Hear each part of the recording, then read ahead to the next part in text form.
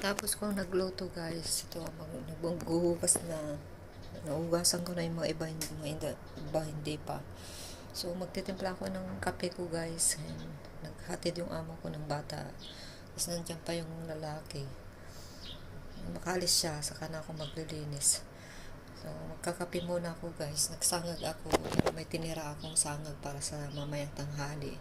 Konti lang yung kakainin ko, yung itlog sa kasangag. Saka yung sobra nilang ulam, sinabay ko na sa sangag yung manok, saka yung talong, saka yung itlog. Itimpla tayo ng kape guys, wala pa akong gatas, hindi pa nakabili si amo, hindi sila umuwi. Well, Miyerkules ngayon, so pag nakauwi na sila, bibili na yan.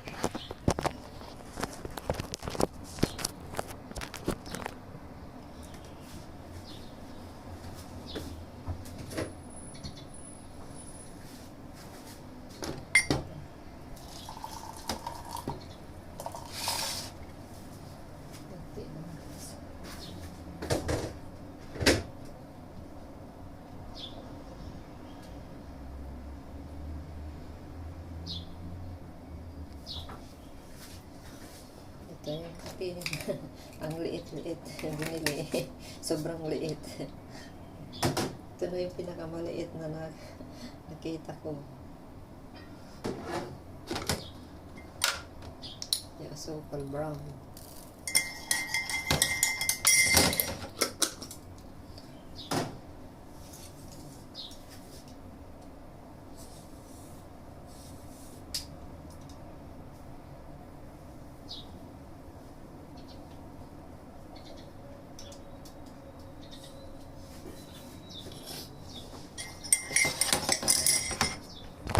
Konti lang yung kape ko guys. Tapos mamaya kape na naman pagkatapos maglinis. Merienda kasi may ginawa ako na matamis dyan na big. Hindi, parang kalama yan yun. Hindi ko alam anong pangalan nyo. Yung ginawa ko kapon yung asukal saka yung gata. Pinaghalo ko yung niluto. Tapos yun ang sauce niya. Tapos yung bilo-bilo. Ay, ano ba yun?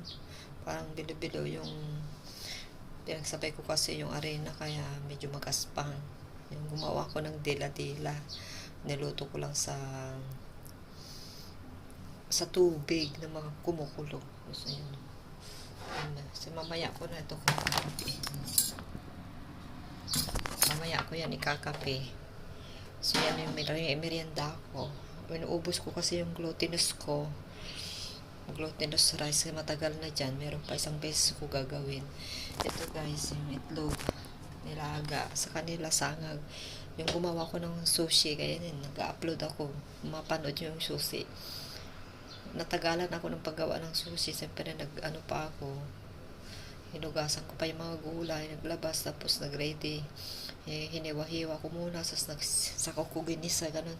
Simple lang yung sushi na ginawa ko, pero napaka-healthy yun kasi maraming gulay. Hindi siya maarte, pero ano siya, colorful naman yung sangag ko na yun kasi may broccoli, saka Chinese pechay, Chinese cabbage, saka carrot, saka itlog. Yun ang sahog niya, yung carrot, ay yung itlog. Tapos kung nakita nyo yung upload ko pala ngayon, nag-upload pala ngayon guys, so mapanood yun. So dalawang beses ko yun kasi namatay pa kasi na full storage na ako, nag-delete pa ako, hindi pa kailangan ko mag-delete kasi kaya ito yung muna yung ginamit ko kasi nag-upload yung isa. So kain na muna tayo guys. Kain. Yan ang mahugasin ko. Hugasin ko pa yung pinaglutuan ko ng sangag. So ito guys, maaga yung gising ko kanina kasi first time kong gumawa ng sushi, pero mabuti na lang na may binili siyang ganun yung pinapakita ko sa in-upload ko, pang form niya, pang hold yung holder niya square siya, hindi siya bilog. Yung karamihan yung mga nakikita ko bilog pag sa mga occasion namin dito, yung sushi na bilog, pero ito square siya. Makikita nyo yan sa i-upload ko nandun. Tapos so marunong na ako, salamat naman at natutunan ko rin sarili ko. Nanood lang ako kanina Paggising ko, ay naku, naghanap pa ako yung square. Wala masyadong square. Triangle lang saka. Walang square talaga. Wala akong nakitang square. Kaya ako na lang bahala nag-isip. Ayan, nag-upload na. Nag-notify nito na. Notification na. Na-upload na yung ano ko, yung ginawa ko sushi kanina. Pero, naputol yun. Alright. Yung pangalawa, kikita nyo ito. Pero naka-start na ako dun sa dulo nun. So, patapusin nyo na lang yung ano ko guys, paano ko ginawa yung sushi. Tinuloy ko, naputol yung video ko. Yung pinaka-last part na yon. Then, i-upload ko na siya ulit. Ito siya. Ito yung ulam namin kaghapon. Andiyan na sa hapon. Baka na rin. I-upload ko siya. So, bye-bye na guys.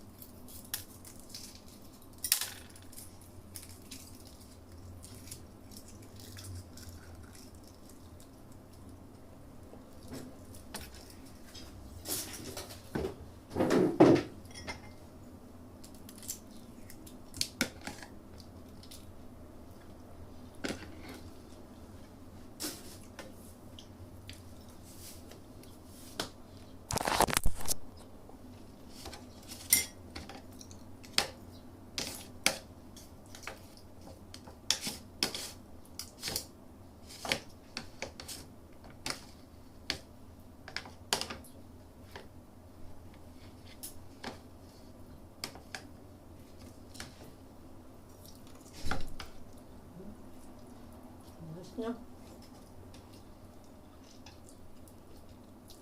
Umalis na yung amo ko guys. Tapusin ko lang to.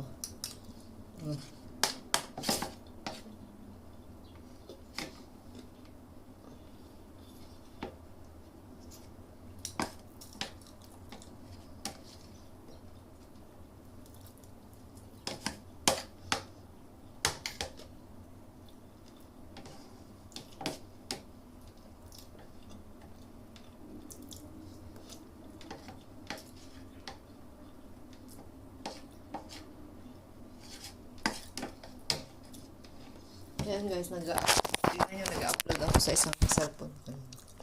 Natapos na yung kanina. Ito, kahapon ito, Yung birthday pala ng alaga ko. Binilan ako ng cake. Nagbili si amo ng cake. Tapos isang buo yung cake na binili sa akin. Ang laki. Ako yung pinakamalaki. Nahiya pa ako. Sabi ko, hati-hati tayo. Sabi ko, sharing tayo. Sabi ko, ba't ang laki? Sabi ko, hindi. Pinapili ako kung ano gusto ko daw. Sabi ko, mango. Mango kasi yun. Yung, iba-iba yung sa kanila. Yung triangle. Saka triangle sa rectangle kay sir, mahaba din sa kanya na cake. Sa kanila triangle, parang ice cream, parang egg pie, parang siyang leche plan. Hindi ko alam ano yun, hindi ko kasi masyado narinig kasi naka-headset ako kahapon, naka-bluetooth ako, kaya yung manggo lang narinig ko, yung manggo binigay sa akin. Ang laki.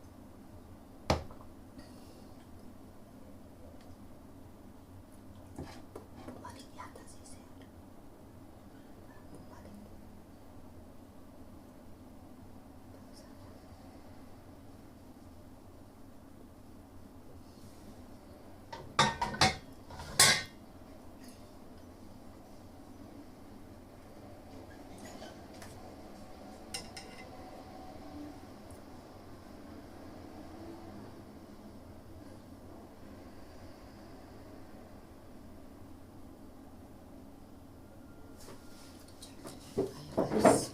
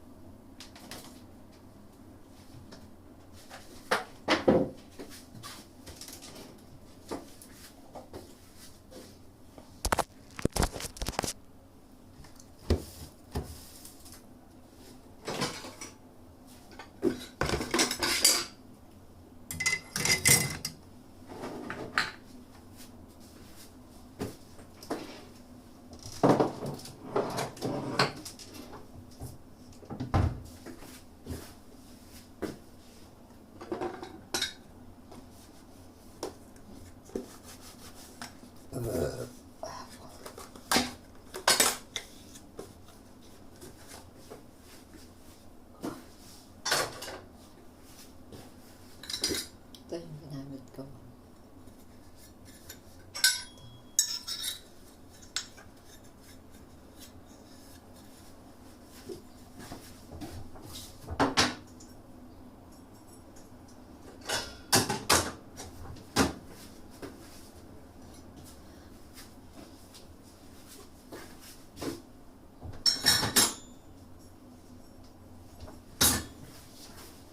Hindi tayo nakapag-exercise. Aray.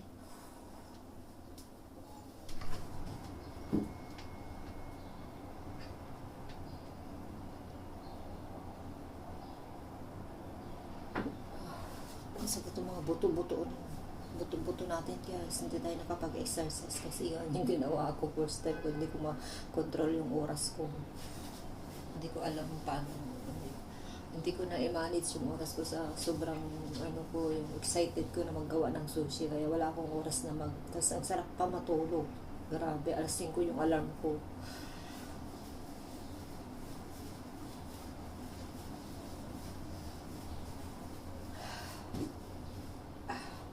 Two, three, four, five, six, seven, eight.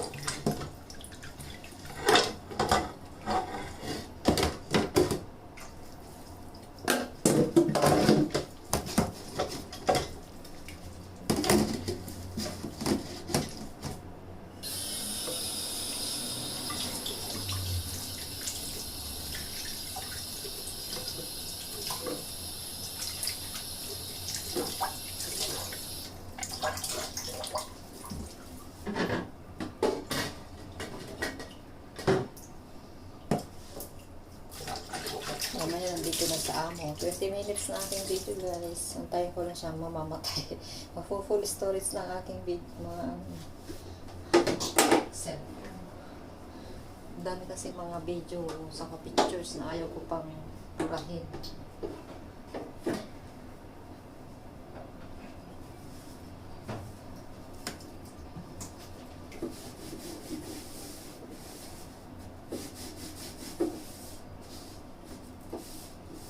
Mamaya nandito na si Amo, kasama ko siya. Siya yung kasama ko dito na iiwan. Nagatid siya ng bata. Ako naman ang magsusundo mamaya pagkatapos ng lunch namin. Bale, 1:45, alas 2 ako umaalis dito, kaya 10 to 2. Bago mag alas 2.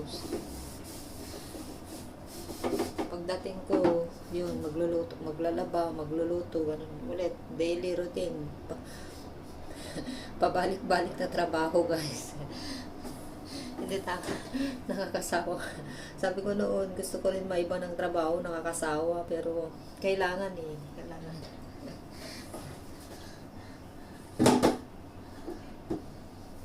Pabalik-balik yung trabaho natin dito guys.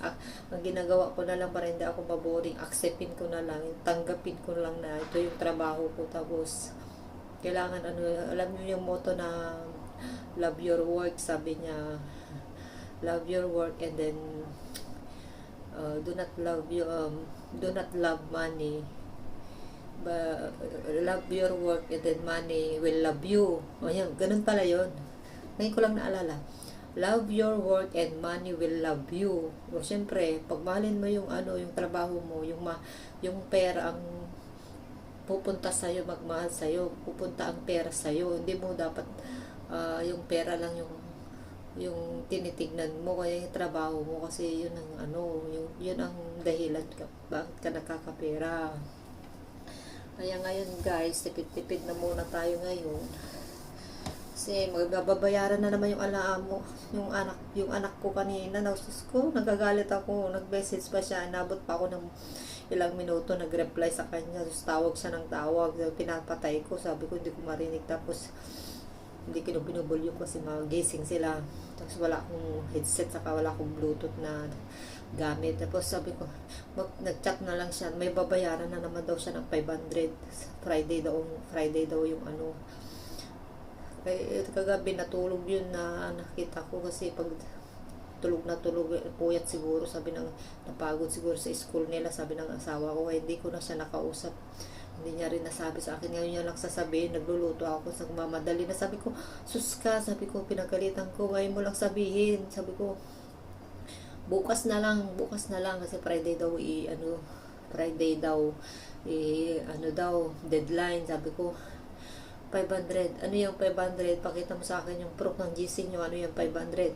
Sabi niya, kahit magtanong kayo, kasi nagbi-meeting sila ng parents, wala naman magbi-meeting sa akin. Sabi niya, kahit magtanong kayo dun sa yung kapitbahay daw namin, sinabi yung pangalan. Kasi gusto ko talaga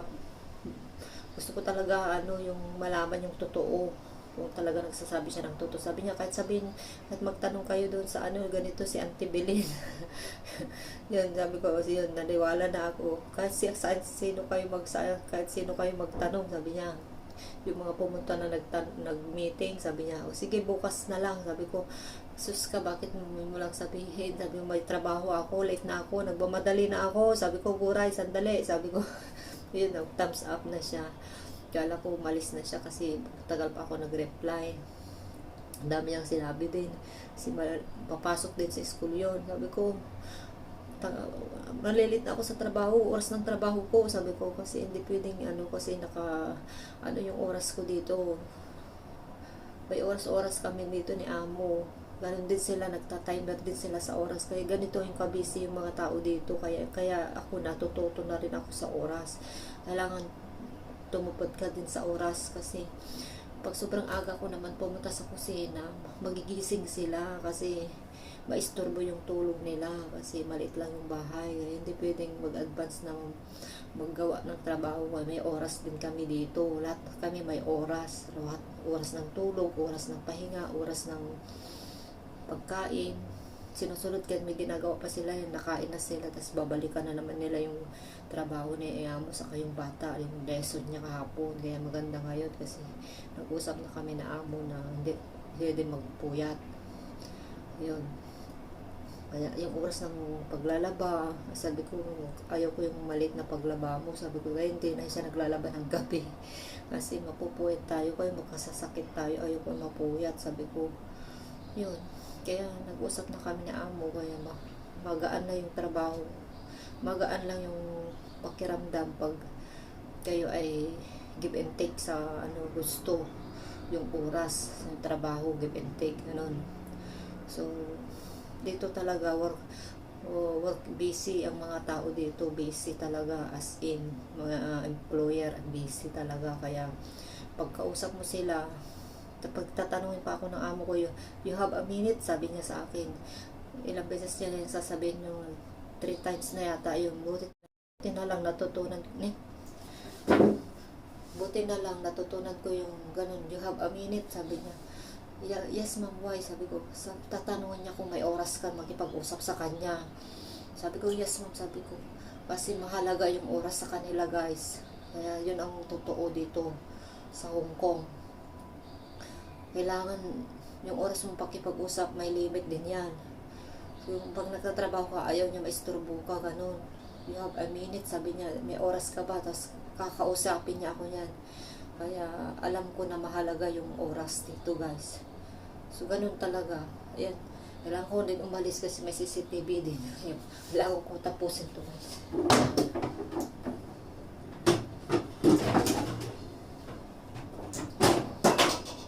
Kaya pala pag nag-apply ka sa nag-apply ka dyan sa Pinas, kung kailan ka ma-interview, sinasabihan ka ng agency, ng agency na kailangan ready ka lagi, ready kasi mga tao dito sobrang busy. Yung mga send mo na resume, gawin mo lang simple, yung mahal, yung mahalaga na sasabihin mo, yun lang, kasi wala silang oras magbasa. Ganun.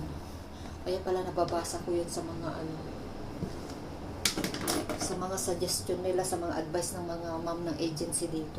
Kasi mga employer sobrang busy. Kaya yung mga pag-interview, huwag nyong sayangin yung pag-interview ng amo nyo kasi wala silang oras mag-interview. Kaya pag ma-interview ka na, nag-o-okay ka na agad kasi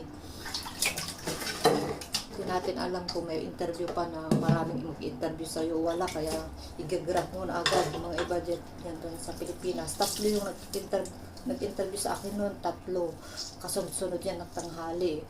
Kaya pasalamat ka kung marami yung mag-interview sa'yo, magkakagusto sa'yo. Tapos kailangan yung oras na sabihin, doon ka magpapa-interview. Huwag mo nang ipaligaw-ligaw, huwag mo nang siyang ipopostpone. Kasi ayaw nila ng ganun. Ayaw nila ng postpone.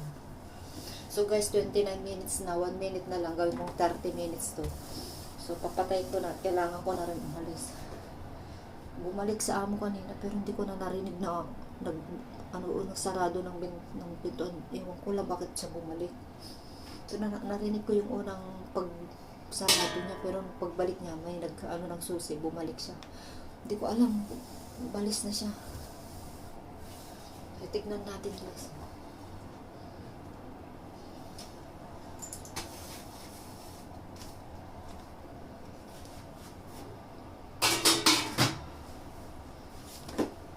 Itong buko, kailangan hindi pwede ng lugay. Kailangan